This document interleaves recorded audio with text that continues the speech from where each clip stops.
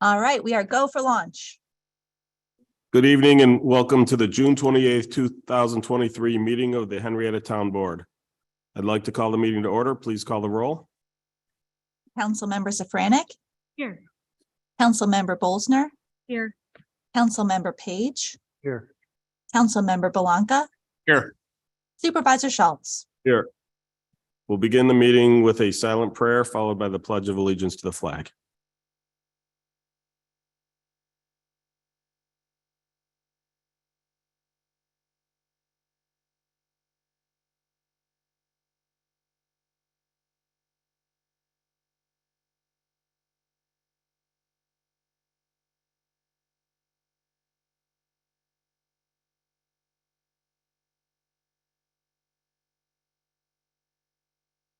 I pledge allegiance to the flag of the United States of America and to the republic for which it stands, one nation, under God, indivisible, with liberty and justice for all.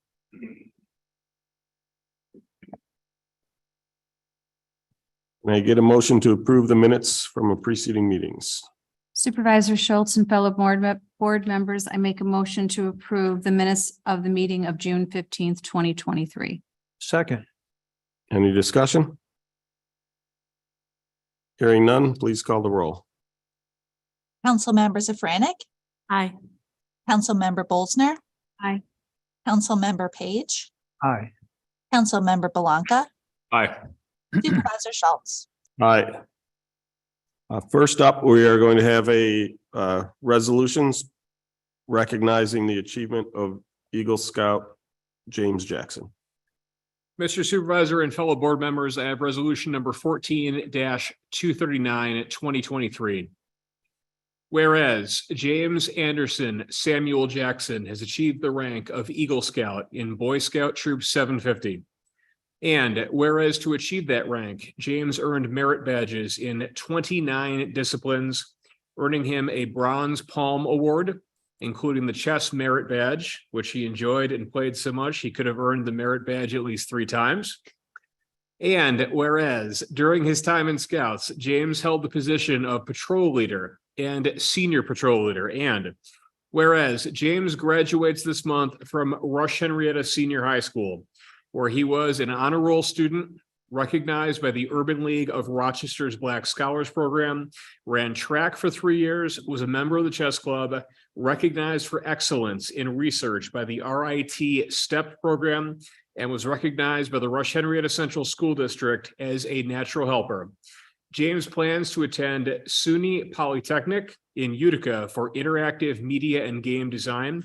And whereas for his Eagle project, James led a team of volunteers who restored the grounds, parking lot, and playground for the Trinity Emmanuel Presbyterian Church in the 19th Ward of the city, including cleaning the grounds, power washing the playground equipment, making repairs as needed, and overall making all of the spaces more inviting to residents in the neighborhood and a clean and friendly place for children in the community to play. Therefore, be it resolved that the Henrietta Town Board joins the Pinnacle Lutheran Church, sponsors of Troop 750, in recognizing the achievement and honor of James Jackson in attaining the rank of Eagle Scout.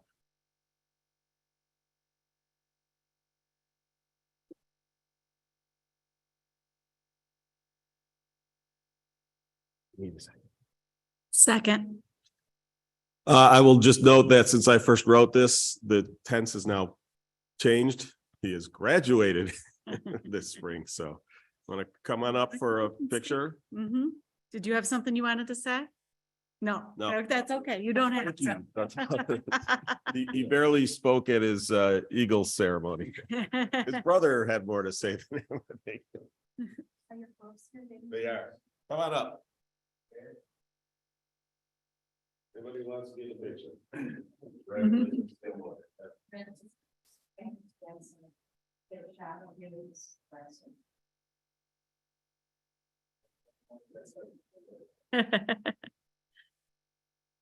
His brother is a fellow Eagle Scout. Really? Reg?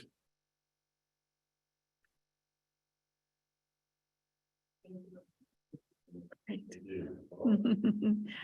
Congratulations.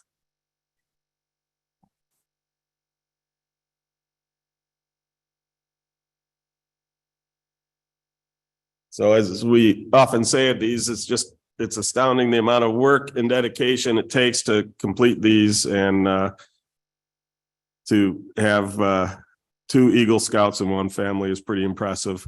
Although my joke about being 3 under par went right over JD's head since he's not a golfer, but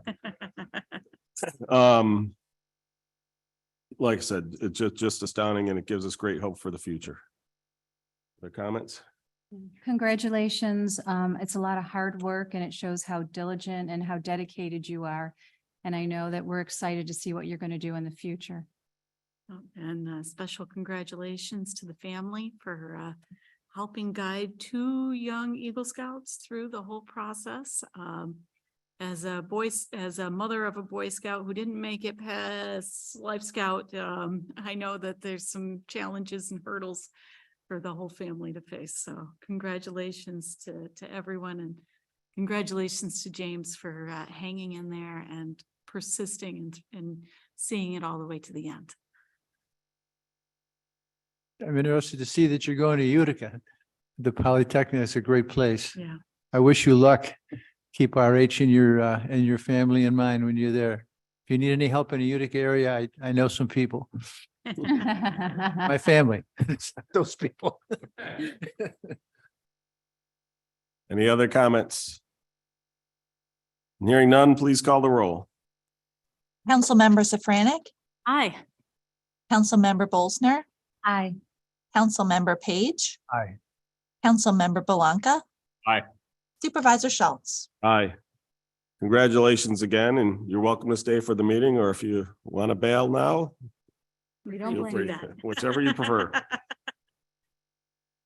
Our first public hearing of the night is for special use permit application numbers 2023-027 and 028.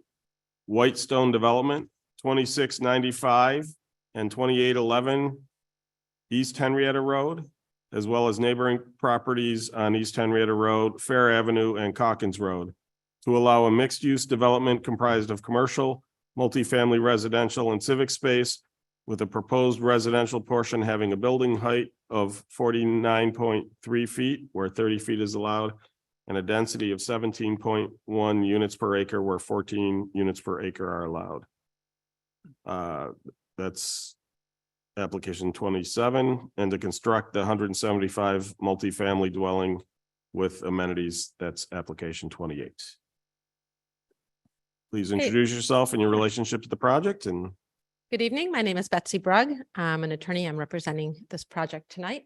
With me is Justin Mirando from Whitestone, as well as Jess Sudal from Passero Associates, our project engineer. This is our first public hearing on this project. We are talking about what is the former Growmore Farms property. A lot has happened in the area over the last few years with essentially the creation of a town center where there wasn't one before. It's been a process of evolution. We've got, public buildings up here on Calkins Road. There's now a town rec center, a town library. FSI came in, these developers have kind of good relationships. So together they have created this town center, allowing FSI to save the dome, which is an important structure, not just for the town of Henrietta, but for the larger county and community. There have been some multifamily built, there's a bunch of commercial built, and the area has really just grown and evolved into a truly walkable, town center. With the concept of any type of a village or any type of a kind of town center idea, you need density. You need people to live there in order to support kind of the whole concept of a town center. So there has been some multifamily developed. The Growmore Farms piece is sort of one of the last pieces that is available for redevelopment. And so Whitestone is proposing to do a multifamily development here, 175 units in a single building with underground parking proposed, as well as some parking structures and some amenities. There's been a demand for multifamily. It does very well. in the town of Henrietta and is a suitable use for this property.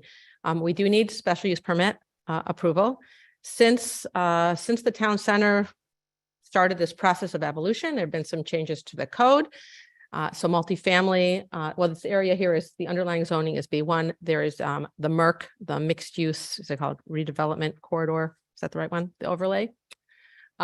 So we are here for a couple special permits, one specific to the MERC and one for the multifamily as part of the MERC with some relief requested in respect to the height. We are proposing a single building housing the units, which we need the density and the number in order to kind of support the quality of the development, which we are proposing underground parking, which is very, very costly to do.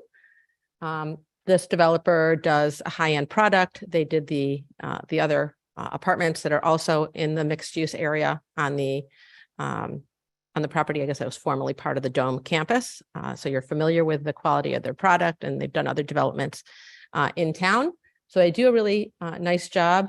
They tried to give you a kind of high-quality development, compact, with plenty of green, plenty of parking, something that complements and fits with the mixed-use character of the town center. We're showing, I think, pickleball as an amenity, but they want to put in some, really nice amenities that would make this, a wonderful community to live in. And as part of our application, we've given you, I think there's several letters of intent that have come in. So we've addressed the special use permit criteria. I think we meet them. And I'm happy to go through that later. Jess is here. He can go through the plan in more detail. And Jess was at the planning board, so I'm going to let him tell you how that meeting went last week because I was not there. But I think he got some positive feedback, and I will turn it over to Jess.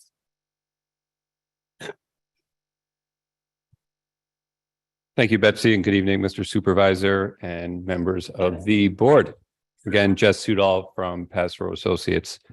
One of the things that's really beneficial, I think, with this particular application is we have multiple developers that are supporting the application and working here in conjunction that represent the majority of the town center area. And Betsy was mentioning some of those, most notably FSI and the Dome, which gives us the ability to provide some overflow parking, which I'll get into in a little bit. But I think the two things I want to focus on here and talk a little bit more about are the building height and the proposed density, because those are the two items where we're asking for approval as part of the special use permit because they exceed the typical maximum that's part of the code.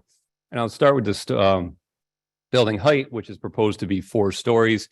And then underneath the 4 stories, we have a buried parking level, which Betsy mentioned. So as we were starting to take a look at this piece and what the development opportunities might be, we started to kick around the idea of, okay, well, should this be multiple buildings? Should it be one building? Should it be 2 stories, 3 stories, 4 stories, 5 stories? And one of the first things that we did at our office is we started to look around the entire town center area that Betsy's started to define. And one of the other maps, and I don't know if who's ever controlling the screen wants to flip to that, kind of shows the overall town center area that we're talking about here. There it is there. It's zoomed in a little bit. So in this area, for starters, we have the apartment project that's along the west side. Those are 3-story buildings with a peaked roof, and the peak top of that roof is actually about 50 feet tall. And you can see down there in the south west corner, some of those buildings are relatively close to those homes. But if you go out there now and look at it, there's decent amount of screening. I don't believe those buildings really have any negative impact whatsoever on those homes. As we start to move around the town center, if you will, the next piece to the north that doesn't show anything on it, that's the La Quinta site. There was a La Quinta hotel approved there. Prior to that, there was a different hotel. Both of them were approved with building heights that exceeded 50 feet as part of the approval process for those projects. Continuing further to the north, you have of course, the library for the town, which is approximately 46 feet tall to the top. And the separation of that building at 46 feet to the right of way of Calkins is approximately 70 foot. It's about a 70-foot setback. And then, of course, on the other side of Calkins, you have a whole bunch of single family homes that are right there. And, the library, I might be partial to it because we were involved in the project, but I think it looks wonderful. Continuing through the town center, we also have the Wegmans project. Wegmans is an average height of about 58 feet tall. There's the spire that's well over 100 feet tall, but I wouldn't really necessarily consider that. Then we also have the dome, which the top of the dome is approximately 55 feet. So the vast majority, or I don't want to say the vast majority, but the, kind of primary buildings in this area are all in the high 40s to the low 50s. And that corresponds with a 4-story building. And, that's one of the part of the rationale that we used when, approaching the development concept for this was, okay, certainly we want to do something that's in scale and context with the community and the surrounding area. And we've got here, a plethora of buildings that all have a similar building height. So we felt that, that would be appropriate. And I will point out that even though our building height at 49 feet is similar to the library, it's just a good comparison because those are the two buildings that are closest to the road that have, buildings on the other side of the road. Our setback is about 45 feet more than what the library is, just as a point of reference. We're at about 115 feet. And again, the library is at 70 feet. So that difference is 45 feet. And the library, of course, does have single family homes directly across the street, whereas the majority of the parcels or buildings that are across the street from our project, I believe at one point they were single family homes. Many of them have been converted to small businesses. And then on the opposite side of them is where you get into the residential neighborhood that's back there. But certainly the distance between those single family homes back in that neighborhood and where our building would be is actually greater than, for example, again, down the southwest corner, the separation of those single family homes for the those apartments. So somebody might say, well, why do you need 4 stories? Why not 3 stories? So 4 stories, one of the things for starters, it ends up being a better product for the people that live there. When you have 4 stories instead of 3 stories, what you have is a more compact building. So you have shorter corridors. So if you have a senior, for example, who lives there, instead of walking down this long hallway that you might see, and if you ever stayed at a hotel, it's got like those 200-yard long hallways, it's just much shorter travel distances and it's much more convenient for the residents. It also means more green space because you have less roof area for the same amount of density and the same amount of buildings. And if you look at our project, we're actually providing over 50% green space, which is far more than most, multifamily projects or commercial projects that you would see in kind of a core area. You'll see 50% when you get out into the more rural areas, but very rarely in an area that's this well developed. So again, the height also allows us, works hand in hand with the density. We know that 17.1 acres is more than 14 units per acre that's allowed. But as Betsy said, if you were going to have a project where you looked at approving essentially density that was in excess of what the underlying code typically has a maximum, I would think that you would want to consider doing it in a place that's most appropriate. And I'm aware of several other proposals in the town, some of which we were involved in, some of which we are not. But, there was a 4-story building that was approved on the northeast corner of Calkins and East Henrietta Road. That was certainly much closer to residents than we are here. And then there was another proposal, I believe, from a different applicant further north on East Henrietta Road that was looking for higher densities than what the code allows. And maybe that wasn't appropriate because that, I don't know that that was as walkable. It was certainly a lot closer to single family homes than we are. But our site, first of all, we have pedestrian access and you can bike very easily over to all the great facilities that the town offers.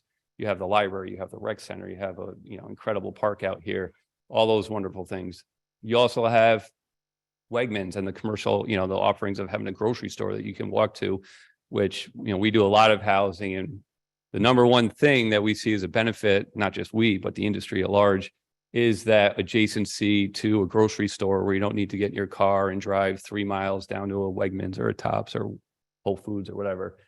So being in the town center and having all these different offerings and all these different amenities seems to make a lot of sense in terms of that's where people would want to live and that's where you'd want to have people, as opposed to doing a lesser dense project here and then having that demand fulfilled elsewhere, maybe on the outer skirts of town, where those people would have to get in the car, then they have to drive to these different areas.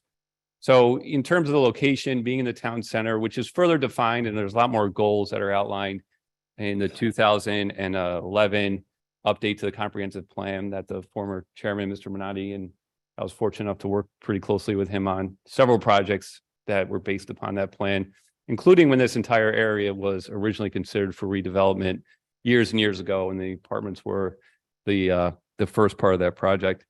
But as it relates to density, most codes measure density by units, and that's how it's been done for years and years and years. But I would make the argument that that's not necessarily the best way to look at density, because one unit could be a 450 square foot studio unit, or one unit could be a 5-bedroom unit like you have in some of the projects closer to RIT, the one that Aptitude did on East River Road. I forget the actual name of that project. You know, might on paper have less density than what we're currently proposing, but they have a huge amount of 4 and 5-bedroom units.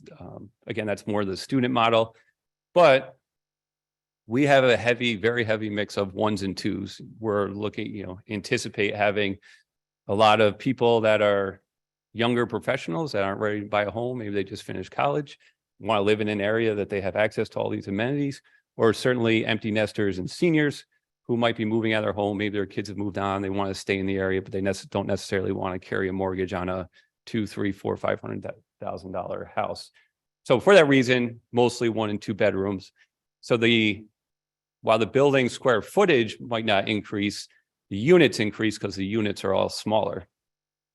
So based on our unit mix, we have 291 beds. And, if you looked at a different average, let's say we did an average of 2 bedrooms across the same acreage that we're considering, then that's 280. So and what I mean by that is if you used 14 units per acre and you said, okay, we're going to look at the site area, and we have our 8 acres plus the 2 acres of offsite parking, that would be 10 acres times 14 units per acre. We could theoretically get 140 units. And then if it was all 2 bedrooms, a 2-bedroom average, which is very low, you'd have 280 beds, which is very similar to what we're proposing. Then if you went to a 3-bed average, which a lot of those other projects I referenced had, then you'd be talking about having 420 residents. So if you see what I'm saying there is you can manipulate the numbers to essentially have the same project and even more people and more density. But hey, guess what? You check the box of density because all you did was manipulate the way that the units are laid out and assigned. Does that make it a better project? Maybe in the sense of yes, because it meets density, but is it meeting the market demand for the people who really want to live in this type of housing? No, I don't think it necessarily does, because like I said, we could take the same building, take a whole bunch of 1 beds, take 3 1-beds, turn them into 3s a bunch of times, and all of a sudden it matches the density. And we have the same amount of people, or in many cases, even more people than we would have in our project. So I know that's kind of a complicated, maybe overly complicated and a bunch of math there.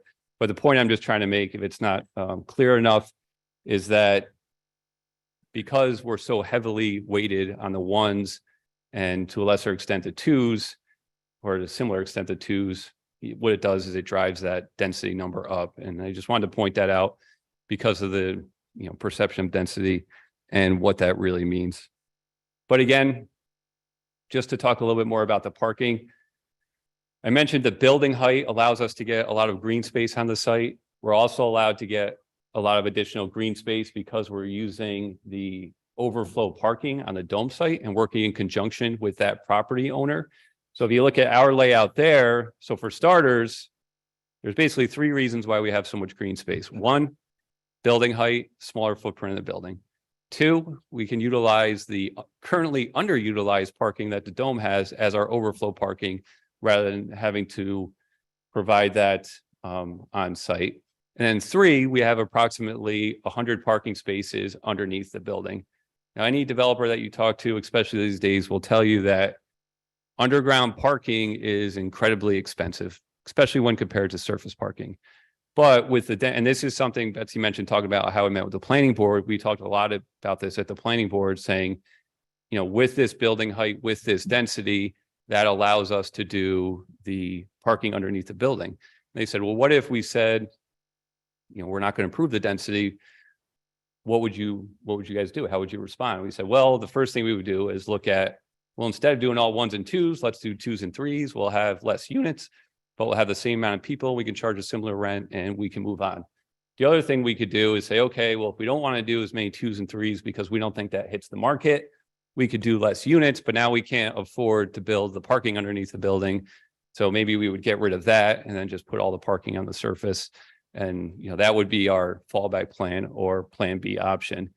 And what the board ultimately said last week anyway, and I don't want to speak for them, you can all reach out to them and have these conversations yourself, was that we get what you're saying with the height, we get what you're saying with the density. And if the project's proposed as it is, then we support it. And they ultimately voted 6 to an abstain, which ended up becoming a no, just because it wasn't a yes, in favor of the project in its current form for all the reasons I just stated. And going on the parking issue, we actually work in several municipalities now that give height bonuses and say you can have an extra story or extra 2 stories of building height allowed if you provide underground parking for the exact reasons I just outlined, not just the convenience for the residents, but the green space and the other things that it does. So those are the 2 kind of items I wanted to really touch on and points I wanted to drive home. But again, you have some really experienced developers here. The project over here has done incredibly well and it's filled up as they've built out every single unit. So they've got a really good feel of the market, hence the 1s and 2s. They've got a lot of people requesting those and feel that this project will be equally successful. The people that live over here absolutely love living in this location of town for all the convenience reasons I mentioned earlier, whether it's Wegmans or the town facilities or what have you. And they're hoping to provide that same or similar living experience for, the units here at Growmore Farms. So with that, that's just, again, a summary of what I thought the major issues are. I'm happy to address more questions or talk about it any further or whatever the board would like to do. Or we can just jump into the public hearing or public input. Great. So I have a couple comments and you mentioned the height of the library.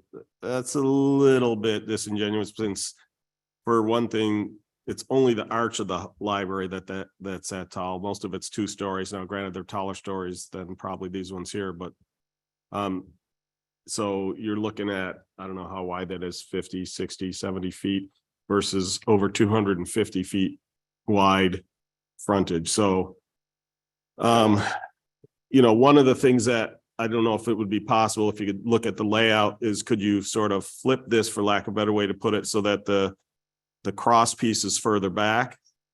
So So just the 2 legs come out. yeah, so just the 2 legs come out. So that way it's even further back, and same thing. I don't know if you were part of the hotel, but one of the things when we were talking to the developer for that one, he has the 2 parcels. We basically said if you wanted to go to the extra story, it had to be on the back parcel. Oh, I was definitely a part of that. Yep. Yep. Right. So, I could see something similar here that if we push that back, so it wasn't creating this, imposing edifice. I realize a number of the houses have since been created, turned into business, but there's houses just beyond there. So, I have received comments, both in person and, I believe I don't remember if I've received ones online for this one, but specifically talking about they didn't want to see a massive edifice. They just thought it would have been too overwhelming. No, and that's a very fair comment. And just as a reference, the legs are about 65 to 70 foot in width. So you'd have 2 of those Right. well separated rather than. Yeah. So something like that, and I realize the angles is a little bit different. And I don't know if if you, for instance, were to take that and slide that centerpiece back some, that actually increases the size that, let's say you leave the legs right where they are and you just slide that centerpiece back some. Yeah. If there's a way to, maybe the portions closest to the road, could you drop those just 3-story? And who knows, maybe even have like a deck up there. We've done that Come out of before. the 4th floor. They might be very popular people to visit during the fireworks exhibit displays. So just some ideas on how to lessen Immensely the popular. impact on the road while still maintaining the 4 stories. That it sounds like you need that in order to get the units to afford to essentially cover the cost of building the underground parking. Other comments from the board? Are these market rate apartments? Yes, sorry, I should have Do you clarified. have an idea of what they're going to be renting for?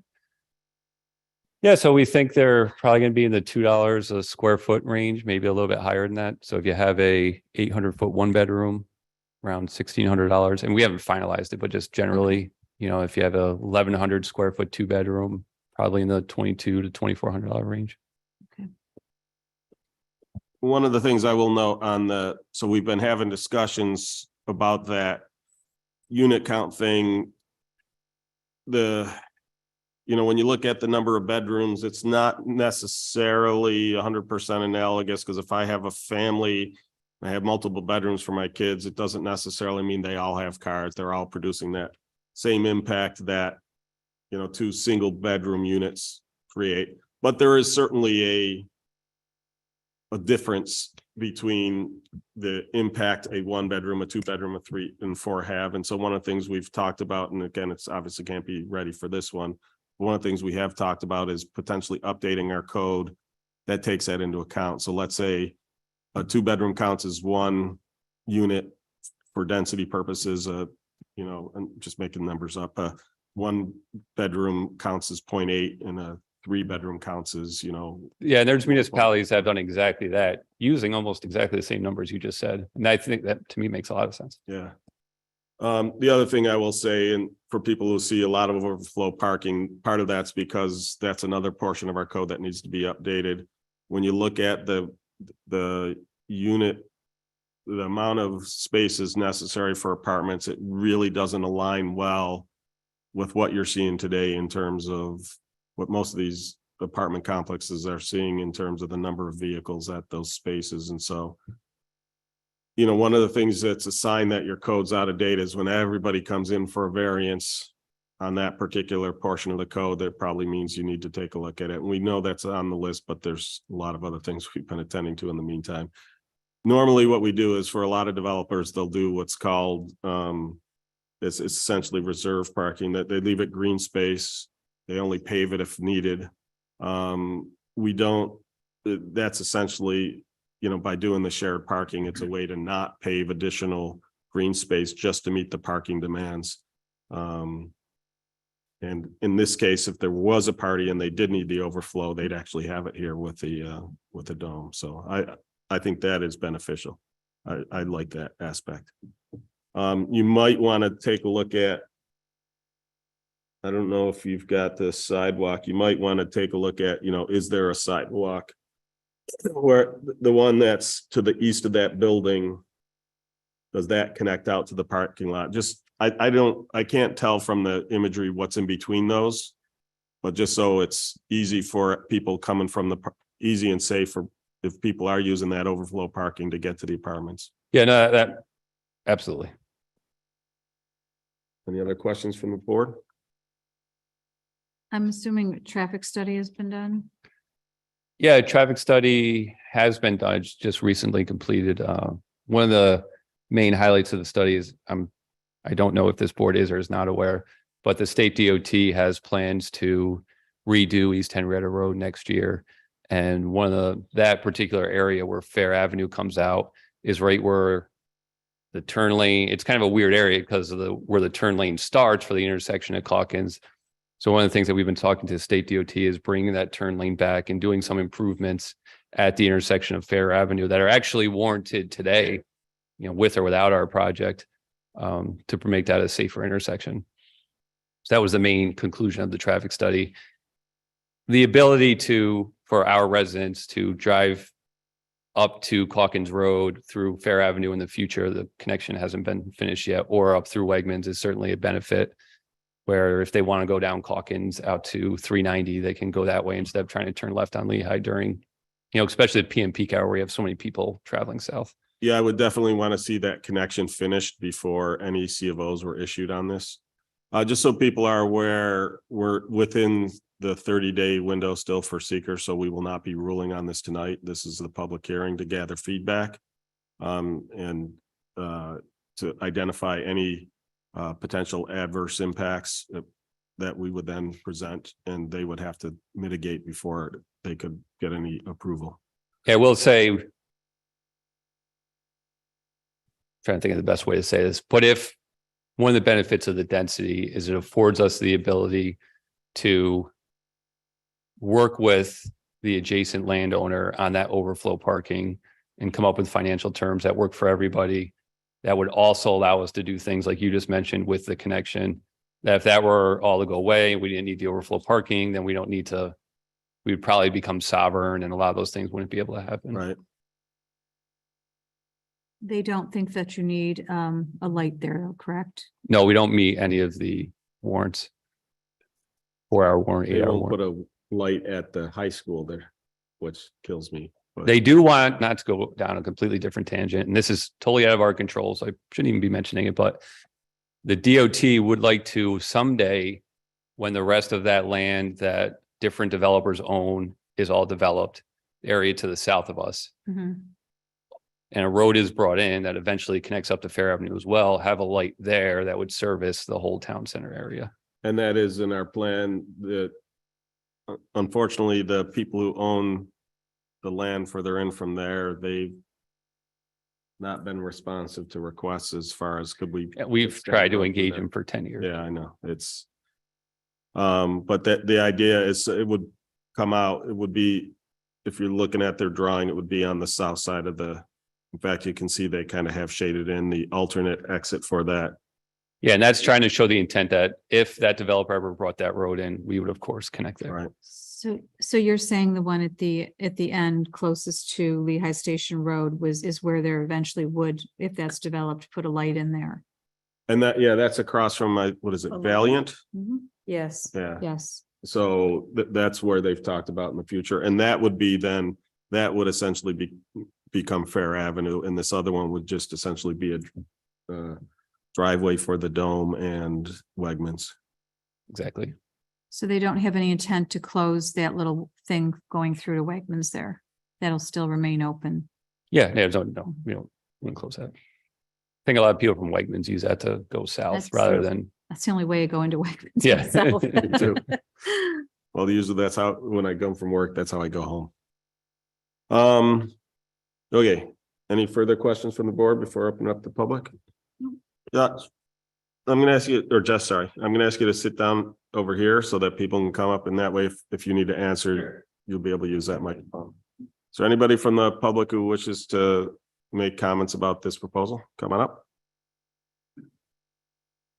I'm Mark Wright, 48 Wright Road. I work for CHA Consulting. We're a AE firm also. I just have concerns with a lot of aspects of this project, including the aesthetics of the building. It looks more urban than suburban to me. And it's also on the gateway to the hamlet, the historical hamlet of East Henrietta Road and Lehigh Station. And it really looks more like it belongs downtown than in our town center setting. I also have concerns with the parking and the quality of life of the people that are going to be living in this facility. Looking at the plan, I don't see, I agree with your fire marshal. I don't believe that the underground parking will ever take place. That requires a lot of ventilation and whatnot. I don't know what the clearance of the parking garage would actually be. And so I mean, one of the things we can do is if that's the selling point for why they need the density, we can make a condition on that. So if they don't build it, then they don't get it. So Yep, and- that's, if your fear is that we will approve it and then they'll turn around and not build it, that's easily handled. Yeah, and then they also got noise coming from East Henrietta Road as well as the Dome Arena, and I'm wondering about how the shared parking would actually work. I mean, if the Dome Arena was having an RV show like they just did in February or so, that whole parking lot was filled up with RVs, and if I came home to my dwelling and I couldn't park anyplace, I'd be a little bit upset. And then looking at the actual plan of the facility, I don't know how you would even remove snow around it. The parking lot goes pretty much up to the building with a little bit of space there, and then there's parking garages. he claims that there's a 100-foot setback from the road. The one parking garage is more like half that. So I don't even know where you would deposit your snow removal for the parking areas. It looks like most of the snow could be pushed to the north. There's a large area in between that and the other parking. So again, just to be clear on the parking, that's the shared parking. A lot of that is not needed by the apartments. In fact, I suspect most of it's not needed. It's probably more for guests. And again, some of it is what I'll refer to as statutory parking. When we come in, almost every single apartment complex that comes in asks for relief from the code, because the requirement of the code for the number of parking spaces results in a large number of parking spaces required. And then he also mentions the clearance of the height of the building is 49 and some odd inches, but that's the front elevation, not the back. The back tower is well over 60 feet, which is higher than the Dome Arena. And so these residents would have noise both from the Dome Arena and from the East Henrietta Road. So I'm just skeptical about how nice it would be to actually live there. I will just say that there are a whole lot of apartments on East Henrietta Road in portions of the road that are much busier than this portion. So in terms of road noise, I will also say there are 2 or 3 apartment units in complexes, including a senior apartment complex right next to the dome as well, just onto the north side of the dome. Yeah, and that's back behind, so that's a little bit different. That's surrounded by Wegmans and Doodle Bugs, and I don't see a lot of noise. No, there's immediately adjacent. There is a complex right immediately adjacent to the dome, just to the north, to the west of Wegmans. It's not, Doodle Bugs is north of that. So the very next property over is a senior living apartment complex, By the Dome Arena. right by the Dome Yeah. Arena, right by Minot. Yeah. Yeah. Yeah. I'm just saying it's closer to the dome than is this. Yeah, one. that's the back side of the dome rather than the front side of the dome where all the traffic is, but Right, but then you've got the large Wegmans parking lot too, so which Yep. sees a lot more traffic than the dome. So I get your point in terms of whether residents, our job isn't to determine the business viability of the location, it's to determine whether it meets code and whether there are issues, potential adverse impacts, and then whether it fits the other criteria under special use. Yeah, permit. so So I I just think- want to go back to one of your early comments. What do you mean by it looks urban? it's got a flat roof, everything else. Like if you go over to Erie Station and West Henrietta Road, you got the Erie Station development. They got multi-unit development behind there. It's all more architecturally in tune with the surrounding areas. This is a flat 4-story thing that looks urban. It doesn't look country. It looks like Section 8 housing in the city. I have an issue with this line of conversation. I've had the same note, urban versus suburban. It looks like, we're not debating the Right. cosmetic values of this right now, are we?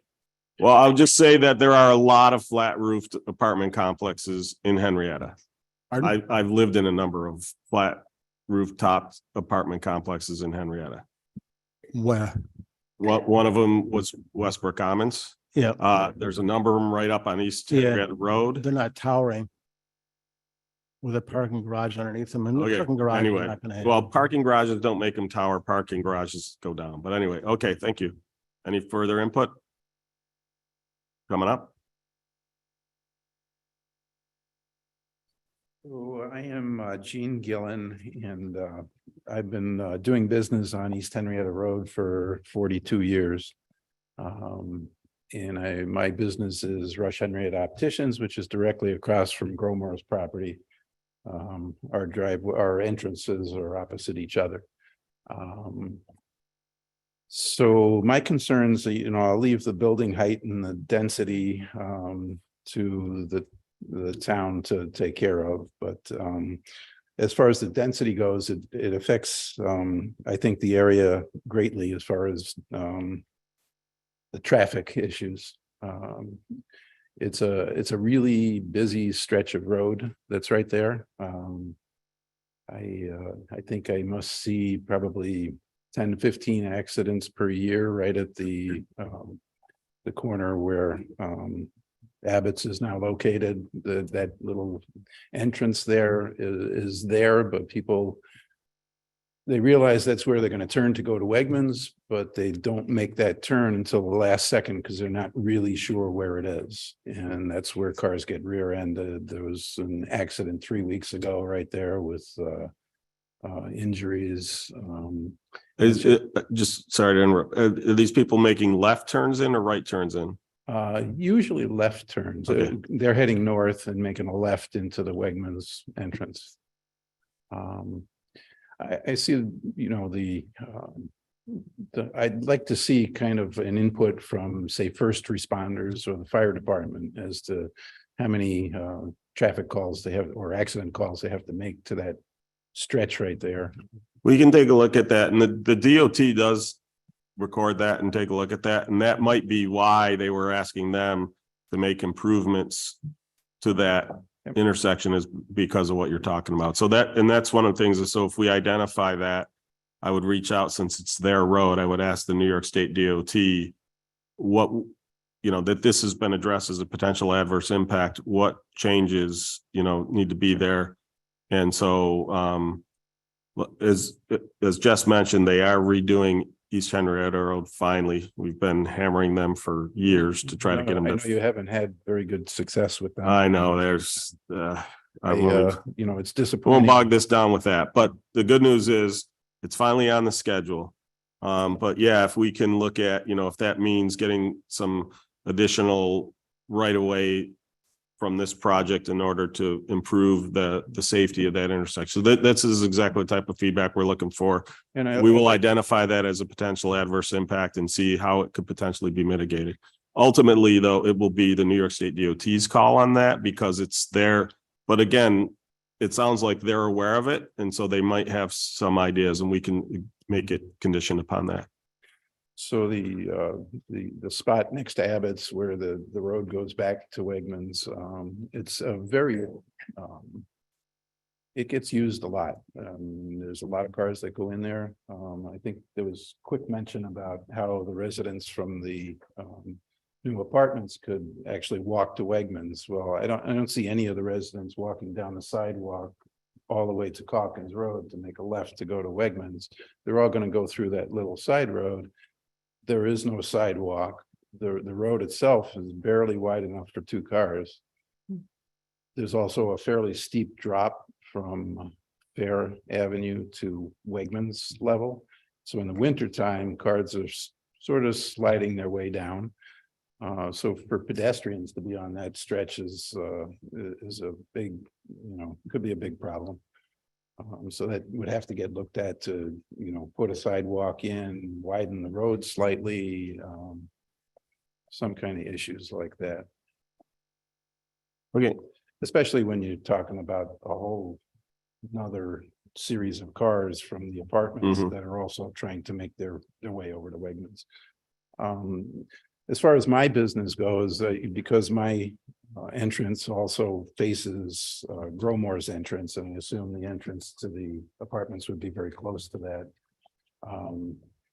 We always face it's dueling traffic. If there are people exiting from Growmore's and someone exiting from my entrance, essentially the most aggressive person wins. And so and there have been many accidents there. We also get accidents right in front of our place and right in front of Growmore's entrance over the years. Obviously, it's been a relief because Growmore's isn't there for the last 3 years, though that doesn't make it look pretty.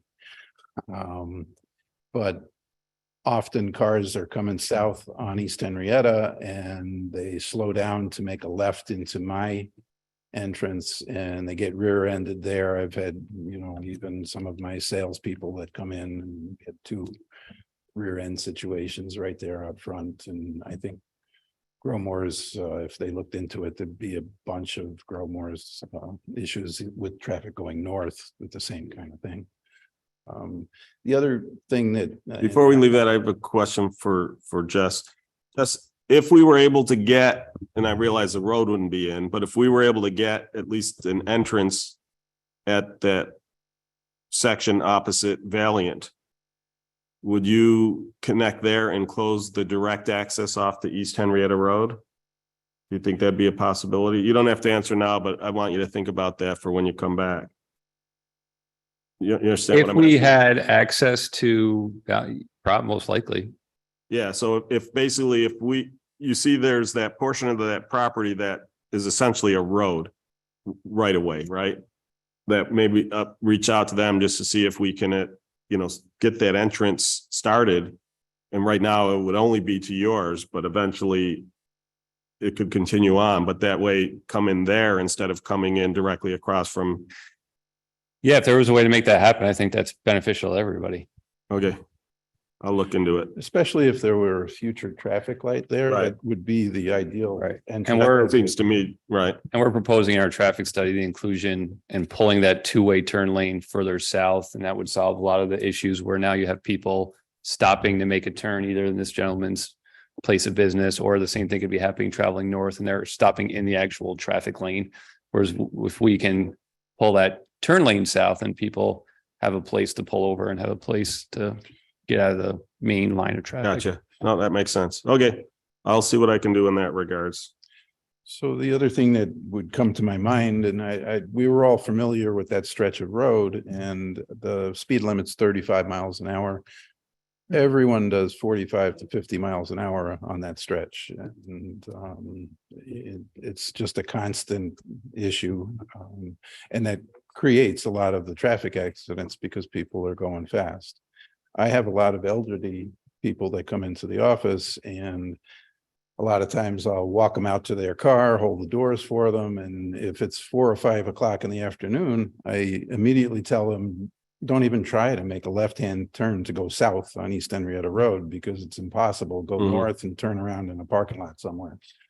And that's the kind of traffic issues that we face every day there. It's a sad thing because the speed limit is 35, but it's Yeah, unfortunately, not even close to enforced. you see speeding all across the county, state, country. People seem to be in more of a hurry than they ever were. And because it's a state road, even to get them to put up 4 more speed limit signs is probably not going to happen. We couldn't get them to just move the start of the 55 south of Martin Road on West Henrietta Road, where there had been a fatal accident involving a teenager on a bike. They weren't even willing to do that. So it's, It was like I asked you to help get rid of a tree in front of my place, and you said, "Oh, the state's not going to even approach that." And so we were able to eventually get them to give us permission to do some stuff. So if Well, that hasn't been done, email me, because we have gotten permission from him to do some clearing of the right of way if necessary. Thank you. The only other thing that occurred to me was that I know that you sent out the legal notices to the appropriate, businesses, residences that are on East Henrietta Road.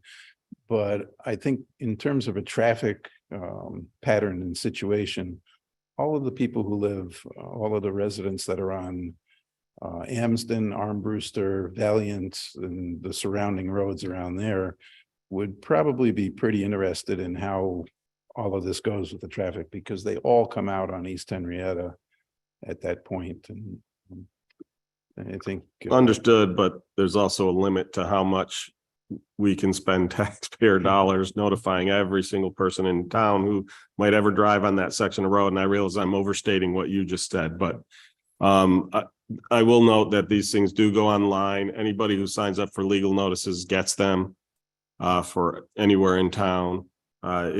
This has already been talked about, granted with a lot of misinformation, But this project's already been talked about on Henrietta Highlights. So I mean, the word is out there. And again, we're not making a decision this meeting. Next meeting would be the earliest we'd be making a decision. So there Well, will be just time to get the word out. I had 3 people today that came in that Right. live behind the business and none of them were aware of Right. anything. So it's. So Okay, thank you.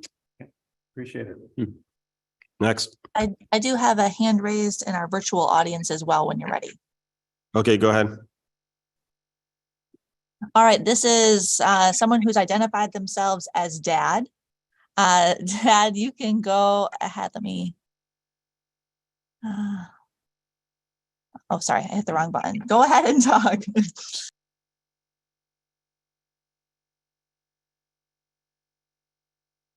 If you're speaking, we can't hear you.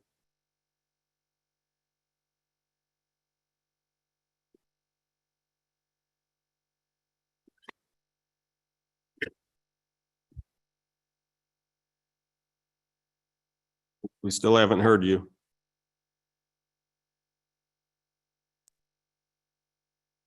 All right, maybe they're not ready. I will lower your hand, and if you would like to speak, you can raise your hand again and we can try again in a little bit. Is there someone else in the room who wishes to speak? Nobody else in the audience here? Okay. Anybody else online, Becky? None with hands raised, and Dad has not re-raised their hand. So then I'm going to close this session of the public hearing.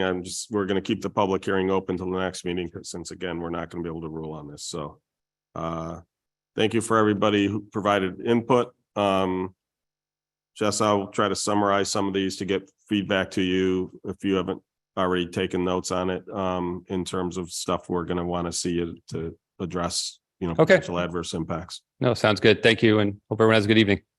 Thank you. Thank you. So do we have Patty Moore on? Becky? I've been keeping an eye out, but I haven't seen Patty come in. Okay. Okay, if she comes in, let me know, because I may pull it out of out of order if she does come in. Okay. Next up, we have special use permit application number 2023-029, Green Tech, Cook Drive, to allow a paved tractor trailer parking and turn around area.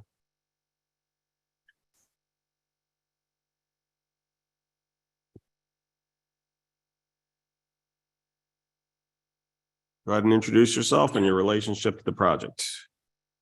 Good evening, town board members, citizens and town officials. My name is John Hotto from Land Tech Surveying and Engineering, 1105 Ridgeway Avenue in the city of Rochester. Here representing Mr. Andrew Vieira. As you mentioned, we're seeking a special use permit for a 2-acre parcel off of Cook Drive to provide extra tractor trailer parking and on-site turnaround. Apparently, there's some congestion issues down at that end of the street. And Mr. Vieira would like to expand some parking for tractor trailers on his 2-acre parcel. As you can see, this is this green line is the wetlands, and fluorescent green is the 100-foot buffer. So as you can see, we're outside of the buffer area. We're also proposing wetland buffer signs for people in the area to avoid going into the buffer and the wetland itself. Mr. Vieira has agreed to pave the existing cul-de-sac with regular pavement to get that a more durable surface. The entire project is less than half an acre on his property. So that's where we're at. Sounds good. A couple notes I don't know if they've fully been communicated back. I think Mr. Martin has, but one of the things is if this is going to be fully used all the way to the end of the road, then when our plow equipment comes down Cook Road, we'd like to get a permanent easement to be able to use your cul-de-sac for the plows to turn around. And that way it'll make it easier to fully clear the road all the way to the end. Yeah, I don't see that being an issue. Okay, good. I don't have a whole lot of questions. It looks, like I said, I like the idea of doing the full circle. I like the way you have it laid out. One of the things we've talked about is rather than curbs, to keep that pavement from breaking up, they're gonna put millings around the edge, like a 5-foot skirt of milling, so that you're not just immediately going. Because if you go from edge of pavement to dirt, for instance, the trucks can crumble the edge of the road, so the milling should help prevent that. But it's better than the curbs there for two reasons. One is because we're in a, this whole area is in a floodplain area. It's very flat, drainage is tough, so curbs make it difficult. And then the other thing too is trucks going over curbs. You don't want trucks to skip and jump. So I think that solution works real well. Other comments? I couldn't think of a better location in Henrietta to place a facility like that. Mhm. Is there any comments from the public on this? Okay. Then I'm gonna close the public hearing for special use permit application number 2023-029 Green Tech. Can I get a resolution? Mr. Supervisor, fellow town board members, I have resolution 14-240, 2023 to issue a negative declaration and approve the special use permit number 2023-029 for Green Tech. I will second. Any further discussion? I just wanted to pull up the I guess it would be up above. I want to pull up the just to clarify the conditions, just so you guys are aware of them.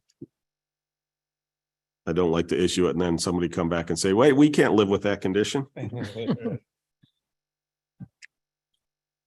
Okay, so the conditions are no structures or pavement may extend into wetlands or floodway areas.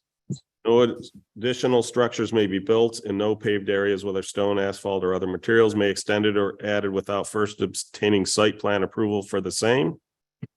The use permitted by way of the special use permit application is limited to the specific area indicated on the associated application and is outlined on the attached special use permit site plan prepared by Land Tech Surveying and Planning.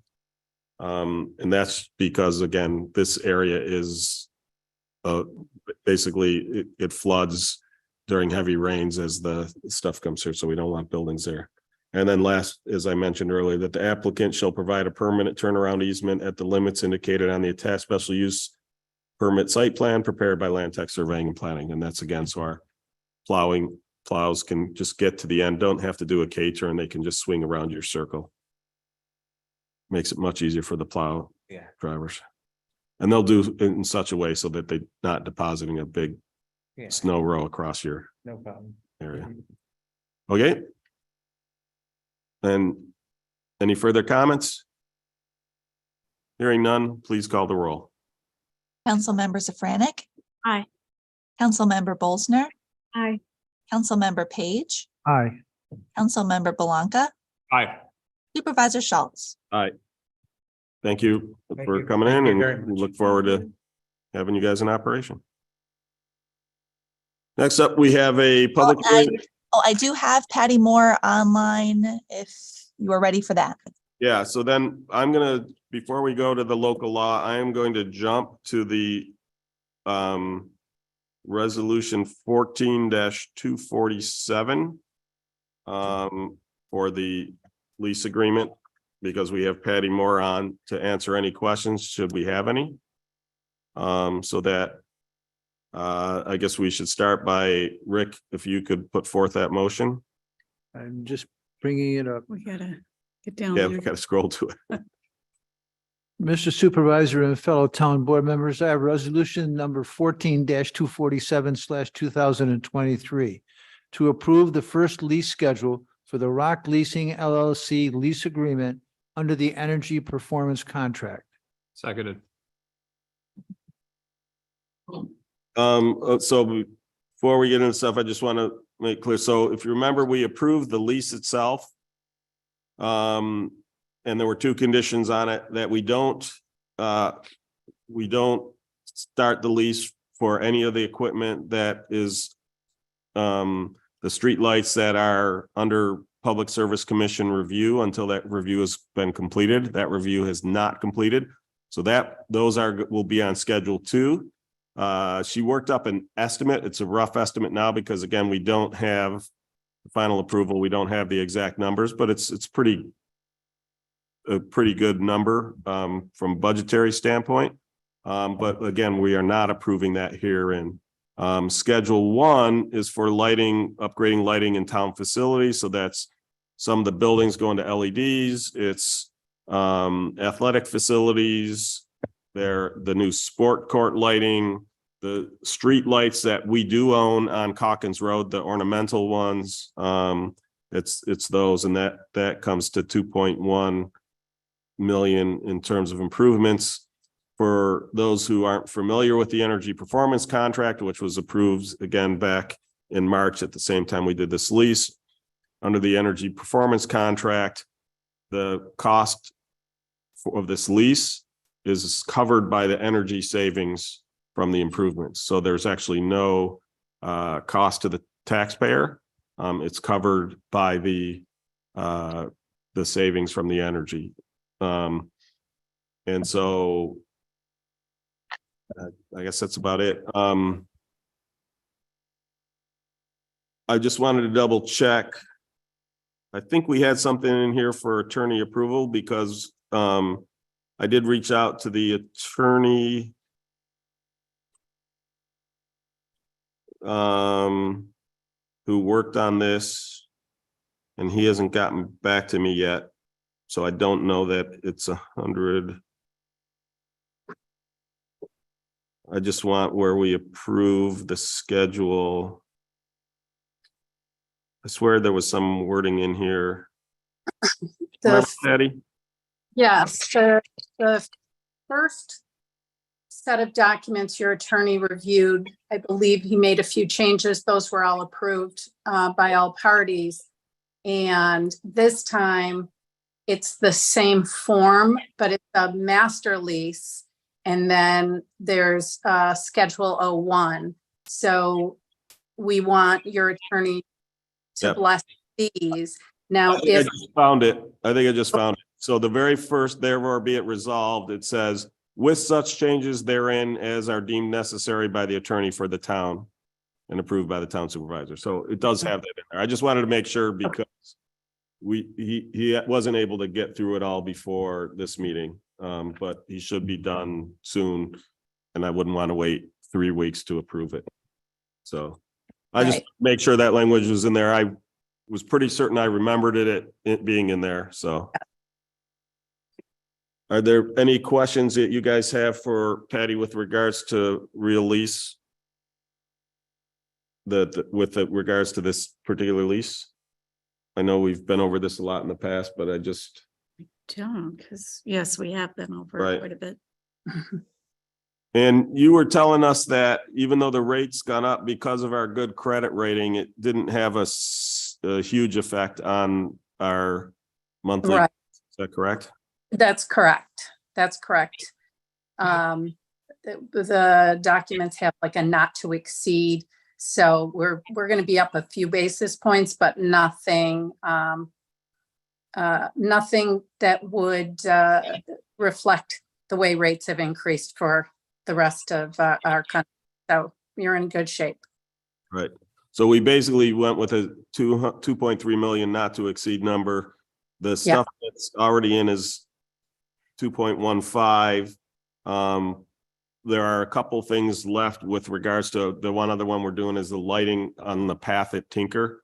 So at night, if you've ever come out of the nature center in the middle of the night, it is tough to see on that path.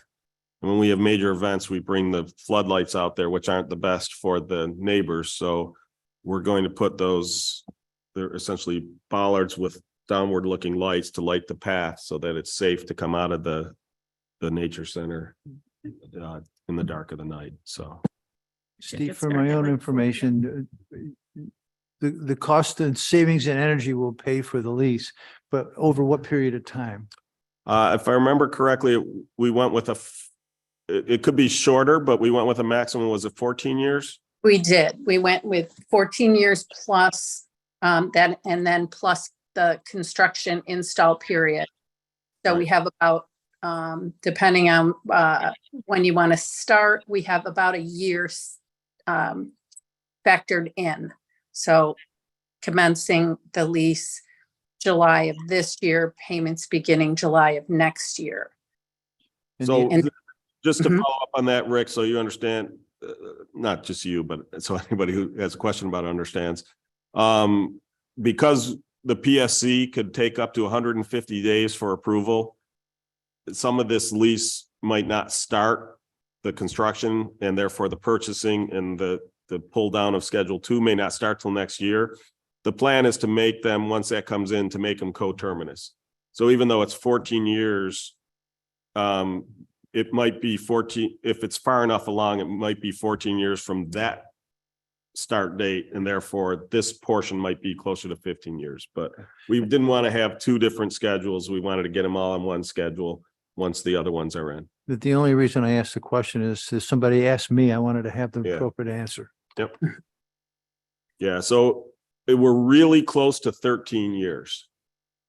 But when we were looking at it, we were like right at the hairy edge, and we figured, like, for instance, this extra 150,000. When we were looking at it, we knew we didn't have all the numbers in because we were still working with the staff in terms of trying to figure out what's the best way to light that path, for instance. And we didn't have all the answers to the ball fields, although we do now. So we wanted to give us a little bit of leeway, which is why we went to 14 years. There's a distinct possibility it could be paid off in 13. Thank you. Any other questions on that? Is there any comments from the public? And hearing none, I'd like you to call the roll. Councilmember Safranik? Aye. Councilmember Bolsner? Aye. Councilmember Page? Aye. Councilmember Belanca? Aye. Supervisor Schultz? Aye. Thank you very much for joining us, Patty, and answering any questions. And once I get the final okay from our attorney, I will let you know, and I'll get this signed. And Tiffany is marking up all the locations I am going to have to sign because I get a lot of them. But you don't have to sign those documents yet. Those are draft. So, but we'll work out those details, get you the actual hard copies. Okay, sounds good. All right, great. Thank you very much for. Thank you. Mhm. Bye. Bye. I don't know if she complimented me or insulted you, but she called me Rick.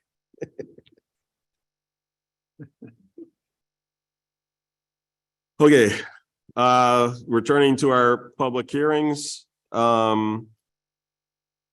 We have a public hearing for the proposed local law to update Town Code Chapter 79 relative to dogs, including safekeeping of the same. This is basically just to fully clarify how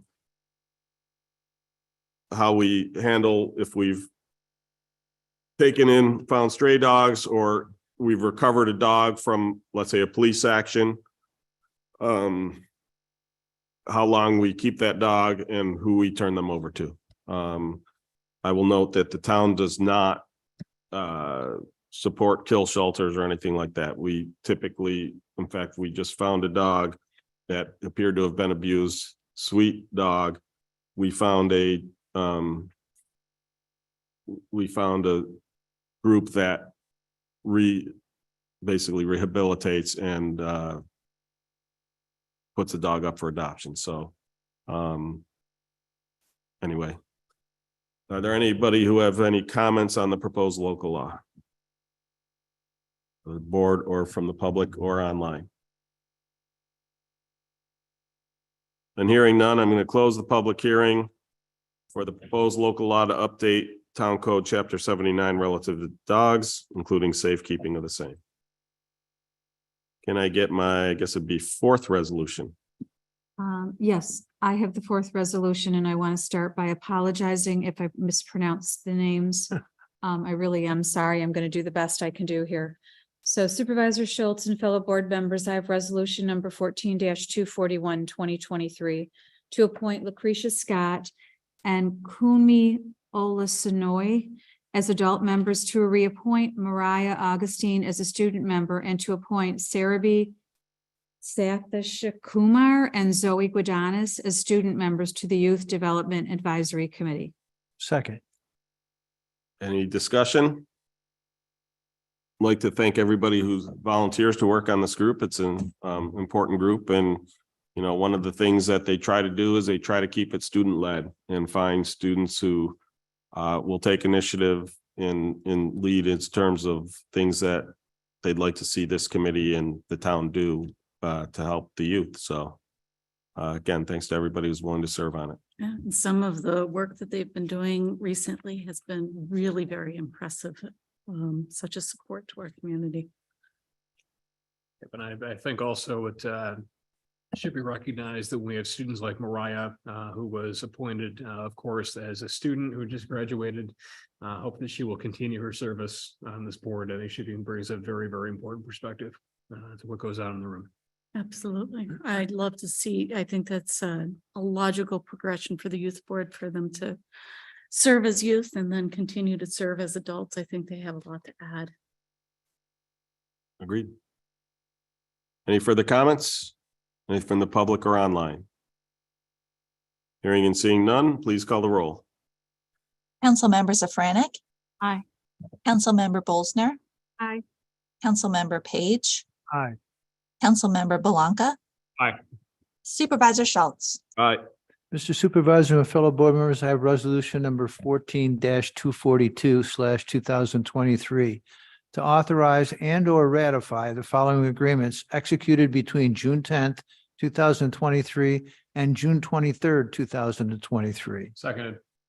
Any discussion? Hearing none, please call the roll. Councilmember Safranek? Aye. Councilmember Bolsner? Aye. Councilmember Page? Aye. Councilmember Belanca? Aye. Supervisor Schultz? Mr. Supervisor and fellow board members, I have resolution number 14-243, 2023 to authorize bills payable and any associated contracts or agreements for June 22nd, 2023 through today, June 28th, 2023. Second. Any comments? Hearing and seeing none, please call the roll. Councilmember Safranek? Aye. Councilmember Bolsner? Aye. Councilmember Page? Aye. Councilmember Belanca? Aye. Supervisor Schultz? Mr. Supervisor, fellow town board members, I have resolution 14-244, 2023 to authorize extension of special use permits number 2022-028 and 029 to construct a 4-story hotel with a proposed height of 52 feet to be known as Town Place Suites by Marriott. Second. Is that This is- Town Place Suites now, or is that La Quinta? No, this one is over on Kenneth Drive. This is. Okay, this is the one over on, oh, right. Okay, gotcha. Thank you. It's be north of the, Across from the Taco Bell. it's north of the Taco Bell. Yeah. Any comments, questions? Hearing and seeing none, please call the roll. Councilmember Safranek? Aye. Councilmember Bolsner? Aye. Councilmember Page? Aye. Councilmember Belanca? Aye. Supervisor Schultz? Fellow board members, I have resolution 14-245, 2023 to approve the conveyance of a conservation easement to the town of Henrietta in connection with the development of the Cook Corner building site. Seconded. Any questions or comments? Hearing none, please call the roll. Councilmember Safranek? Aye. Councilmember Bolsner? Aye. Councilmember Page? Aye. Councilmember Belanca? Aye. Supervisor Schultz? Aye. Supervisor Schultz and fellow board members, I have resolution number 14-246, 2023 to adopt a contract employee equal opportunity and non-discrimination policy statement. Second. Any comment? Hearing none, please call the roll. Councilmember Safranek? Aye. Councilmember Bolsner? Aye. Councilmember Page? Aye. Councilmember Belanca? Aye. Supervisor Schultz? Aye. Mr. Supervisor and fellow board members, I have resolution number 14-248, 2023 to add to the scope of the architecture contract with Bergman Associates PC to support design changes for the town court's holding cells. Second. So as mentioned at workshop, the rules for the holding cells changed some during the life of this project. We now are meeting the new requirements. One of the more recent things had to do with access to the plumbing. So there are in-cell facilities inside the holding cells. You need to be able to access the plumbing from the backside. And so we had to do some modifications to make it wide enough for someone to get in there. All of that added a lot of work to the architects, which again was not part of the original scope. So any further questions, comments? Hearing none, please call the roll. Councilmember Safranek? Aye. Councilmember Bolsner? Aye. Councilmember Page? Aye. Councilmember Belanca? Aye. Supervisor Schultz? Aye.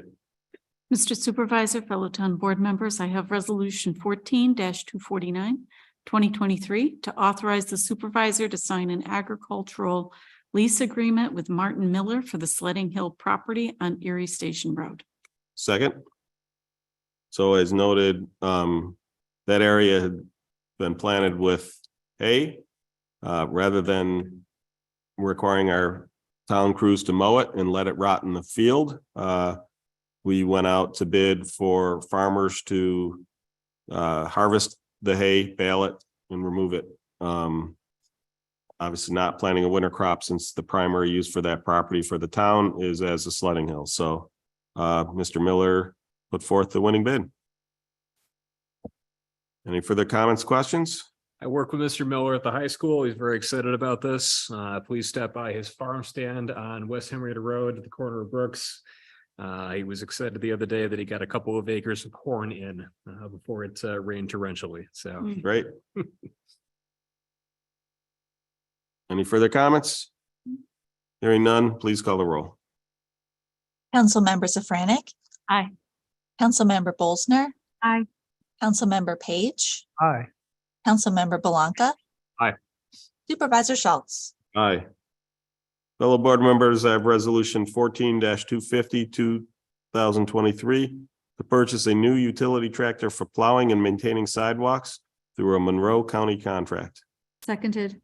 So one of the things that the county has done even more of lately is when they negotiate contracts for purchases, they make it available to the municipalities within the town whenever possible. What they have now is they're all online, that we can go and search them. It makes it much easier to find it, much easier to, get the good prices that in competitive pricing that they've already gone out to bid and negotiated. So much appreciated the county does that. Any other comments, questions? Hearing none, please call the roll. Councilmember Safranek? Aye. Councilmember Bolsner? Aye. Councilmember Page? Aye. Councilmember Belanca? Aye.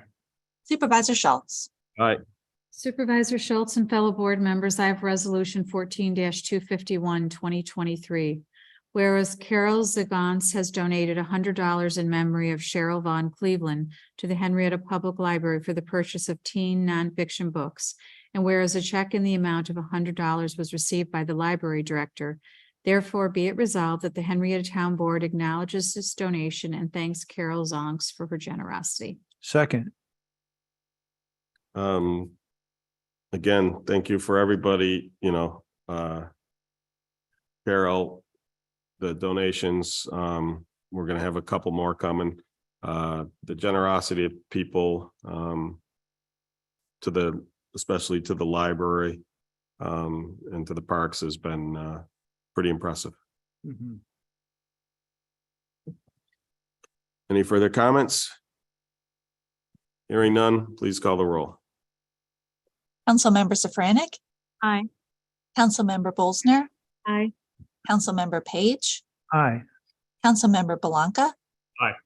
Supervisor Schultz. Mr. Supervisor and fellow board members, I have resolution number 14-252/2023.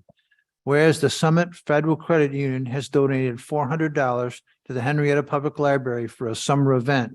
And whereas a check for the amount of $400 was received by the library director, therefore be it resolved that the Henrietta Town Board acknowledges this donation and thanks the Summit Federal Credit Union for their generosity. Seconded.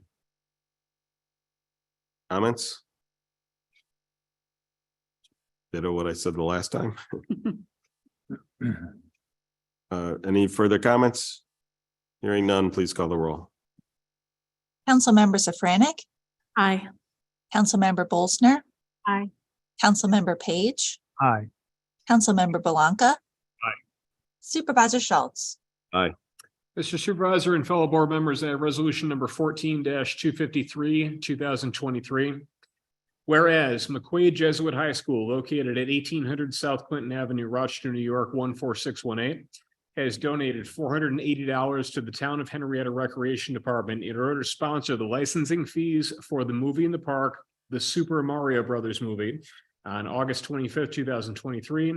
And whereas a check in the amount of $480 was received by the Director of Finance, therefore be it resolved that the the Henrietta Town Board acknowledges this donation and thanks McQuaid Jesuit High School for their generosity. Second. Comments? Just, I expect that my family will want to be there. They are big Super Mario fans. I'm thinking my granddaughters want to also, so. Any further comments? Hearing none, please call the roll. Councilmember Safranik, Aye. Councilmember Bolsner. Aye. Councilmember Page, Aye. Councilmember Belanca. Aye. Supervisor Schultz. Aye. Mr. Supervisor, fellow town board members, I have resolution 14-254, 2023 to hire personnel and make the attached changes. Second. Any comments? Hearing none, please call the roll. Councilmember Safranik, Aye. Councilmember Bolsner. Aye. Councilmember Page, Aye.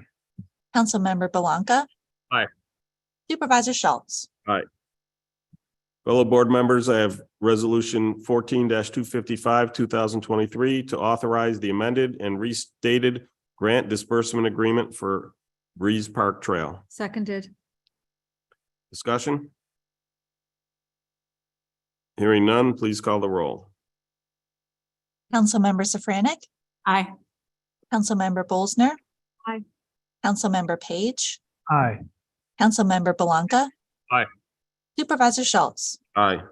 Mr. Supervisor and fellow board members, I have resolution 14-256/2023 to adopt local law number 7 of 2023 to amend the Henrietta Town Code to update chapter 79 relative to dogs, including safekeeping of the same. Seconded. Any discussion? Hearing none, please call the roll. Councilmember Safranik, Aye. Councilmember Bolsner. Aye. Councilmember Page, Aye. Councilmember Belanca. Aye. Supervisor Schultz. Aye. Lisa, we're not going to move the last one. This is why we moved to the end. We were hoping to get the grant disbursement agreement by today. Unfortunately, that DESNY representative is not as Responsive. expedient as the representative who's working on the other grant disbursement agreement. So Okay. even though he's had the information for quite some time, he was not able to get it out today. So as this is going out to bid soon and they're going to be starting construction soon, it's being done in conjunction with Monroe County. They're the ones going out to bid. They're going to be overseeing the construction because they're redoing East River Road at the same time. We may, depending on the timing, we may have to call a special meeting. Okay. But I'm not even sure they're going to get the grant disbursement agreement to us before our next meeting. Who knows? This is the one that we first applied for this and received approval from the Senate Finance Committee in 2018. And then it was December of 2021 when so it took 3 full years to get through DASNY. And then it sat for another year. And fortunately, Senator Jeremy Cooney's office was able to shake it free.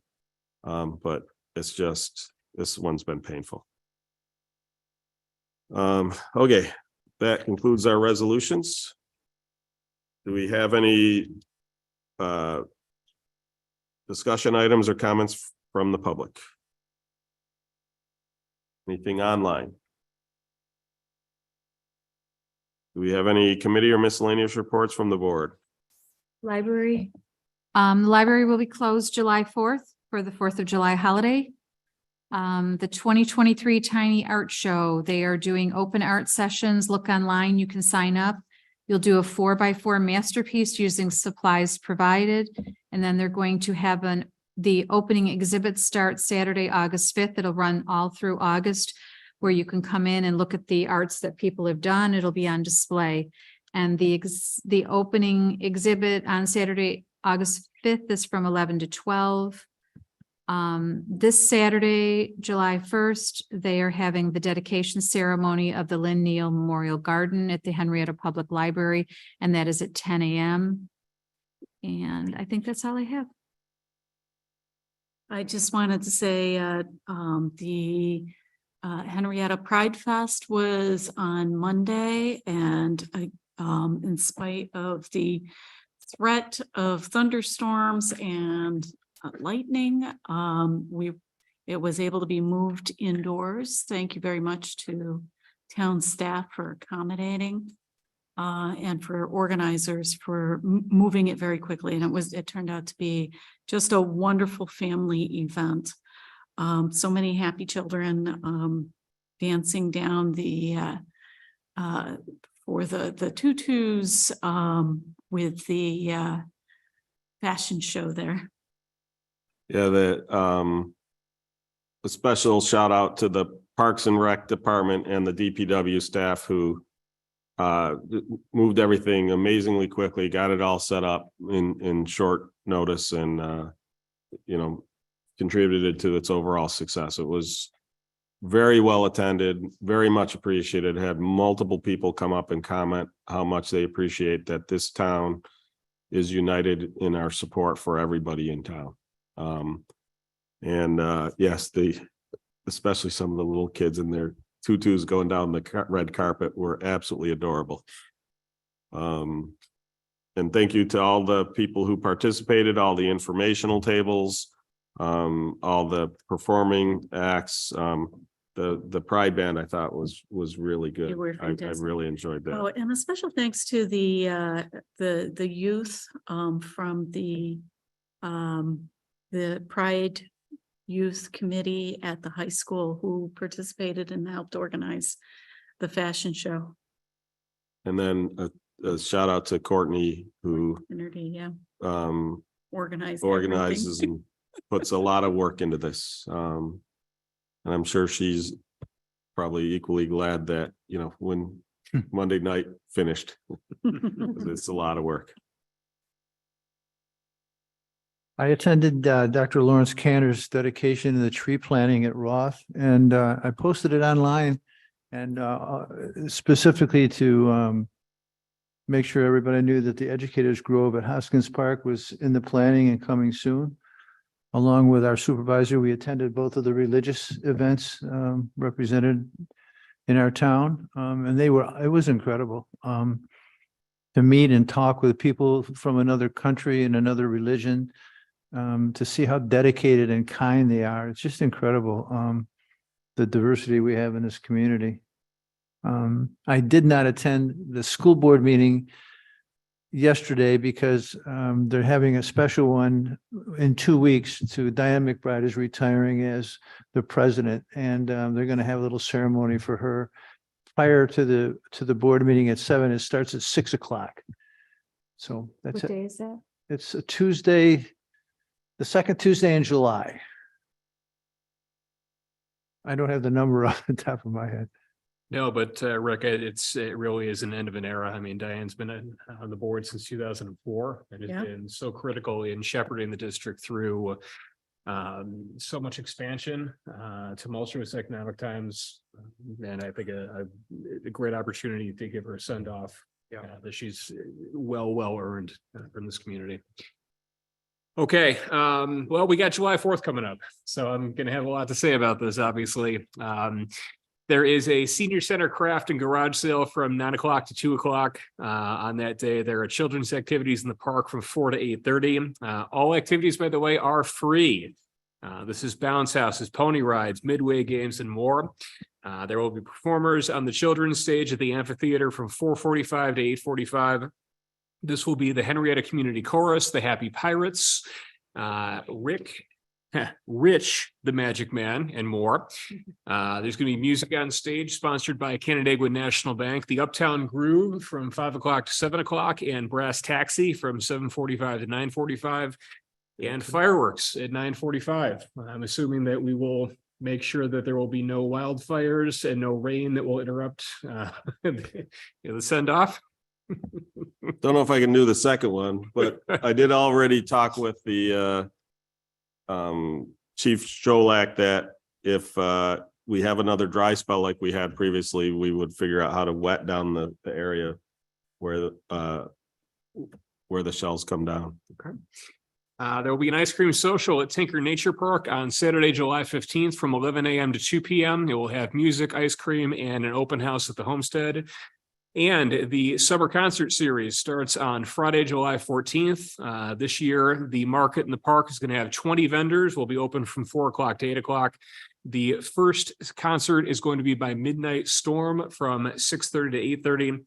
And that is sponsored by Canandaigua National Bank and food vendors Rockdilla and Cream Credible will be on site. Very nice. Hold on a second. I gotta skip the ad.